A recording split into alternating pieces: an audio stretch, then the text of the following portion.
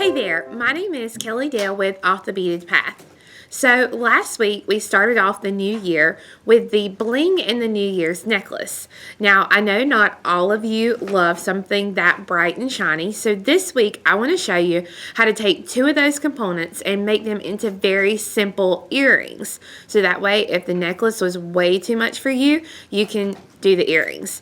So basically to do the earrings, you're going to need 6 4mm fire polished beads. You're going to need 12 4mm bicone beads, a size 11 seed bead, that's for one, okay? Then one 14mm Rivoli, and then your needle and your thread. And you know, of course, you're going to need to double that because you're going to need, that's just for one, and you're going to need 2 for the earrings. The only other thing I'm going to be using is 4 small jump rings and a pair of ear hooks. So I'm going to get started with 9 needle threaded onto about 24 inches of my thread. I'm using white 1G thread today. So I'm going to go ahead and get that started, and then I'll be right back. So we're going to start the project exactly like we did last week. We're going to be using our fire polish rounds and pick up 1 round and 111 6 times.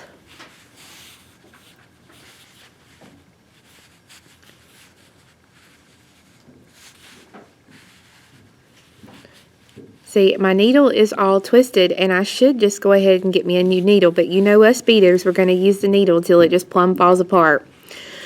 So I started with the fire polish, and you want to end with an 11, and you're going to bring these down and tie these beads into a circle. Now if you want to, you can go back through that same circle of beads again and then tie them together, but it's not necessary.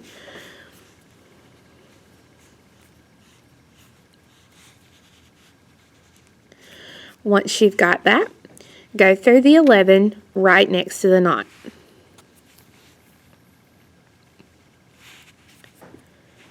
Thread on 5 11s. Skip the fire polish and go through the next 11. Then pick up 5 11s. Skip the fire polish and go through the next 11.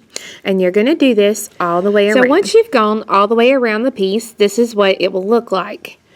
To get ready for the next row, you have to step up by going through the first 3 11s of that first set of 5 that you added.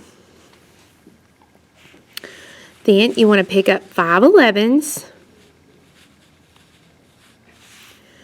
Go through the middle 11 of the next set of 5. Okay, so that's the 5 that's right over your fire polish.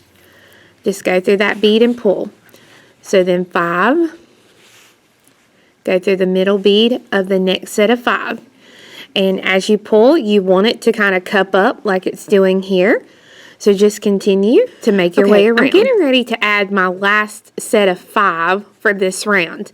And one thing that I wanted to show you, because I hope that I made this clear in the last video, as you know, I'm making this one right behind it. But if I did not make this clear, when you add the last 5 11 for this round, if I flatten this back out, you want to go through the middle bead that you started with, that very first middle bead on that first set of 5, which is going to be this bead right here. I was teaching somebody this in the shop the other day, and when she did it by herself, she kept trying to go through this middle bead of the first set of 5 that we added in this round, and it kept really tripping her up. So just make sure that when you add the last 5 for this round, that you're going through the middle bead that you started this little set with. So if it helps you, you can flatten it out like I have here, and then once you pull that through, you can pull it and it'll tighten it back up. Now, to step up, we have to go through the first 3 beads of this set of 5. So we're going through the very next 3 beads from where I'm coming out. And this is where we're going to lay our Rivoli in face up. And we pick up a 4mm bicone. and you go through the middle bead. I'm coming out of this one. I'm going to come to my next set of 5, and I'm going to go through the middle bead of that set of 5. And pull. And now if it gets on your nerves, you can leave that out, but to me it just helps to put it in there. But all the way around, we're just picking up the middle bead and going through the next. We're picking up the 4mm bead and going through the next set of 5. So you'll have 6 bicones on the top as you work around.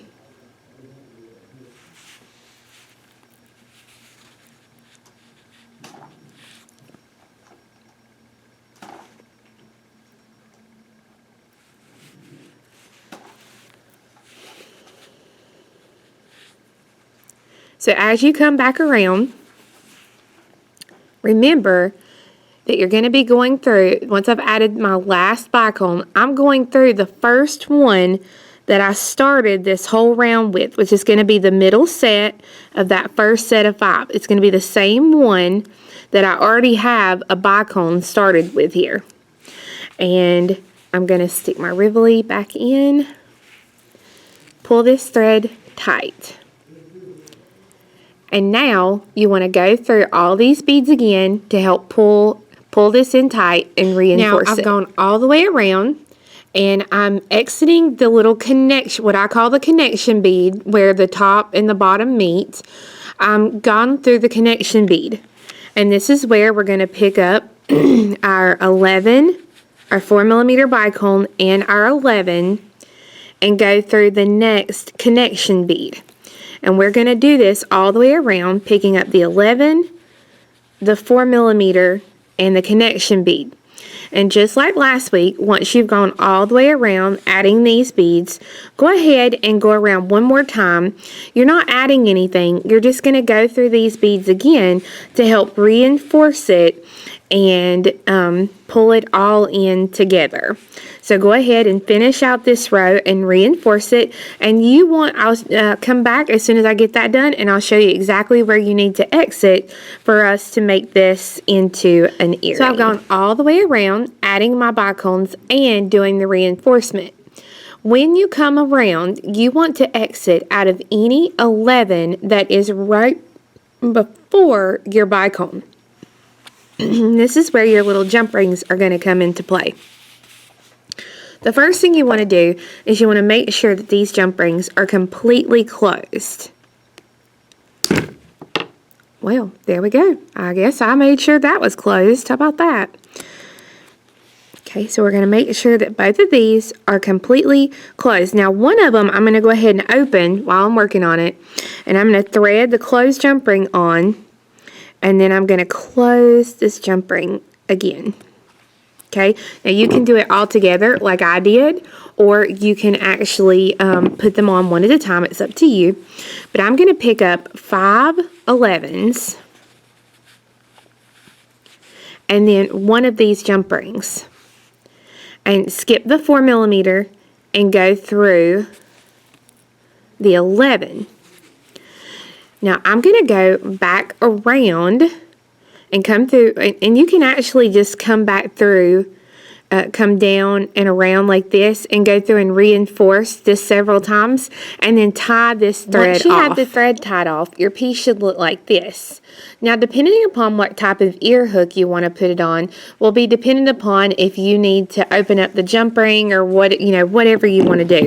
I personally have gotten to where I love wearing most of my earrings on lever back type hooks so that I don't have to worry about losing those.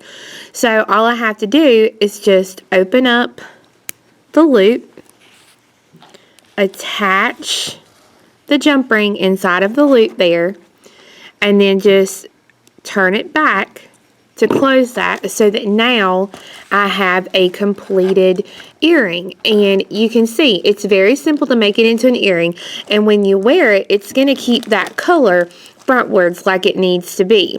So make sure you get your jump ring put on the correct way, or it's not going to lay the way you want it. So this just turns it into a very, very simple earring, so that if you do not like what, the whole necklace like we did last week or anything like that. This will give you a fun little sparkly pair of earrings to wear. So once you finish your earrings, you can see they're just very small. They're not very big at all, and they just give you just enough sparkle to turn a blah outfit into a outfit. So I hope you enjoyed learning how to make these into earrings. We do have the pattern and the kits available for different colors of these on our website, which is offthebeadedpathbeadstore.com. And come back next week when I'm going to show you one more piece for this set that I think you guys will really enjoy. So thank you for watching. Have a wonderful week. We'll see you next time. Bye-bye.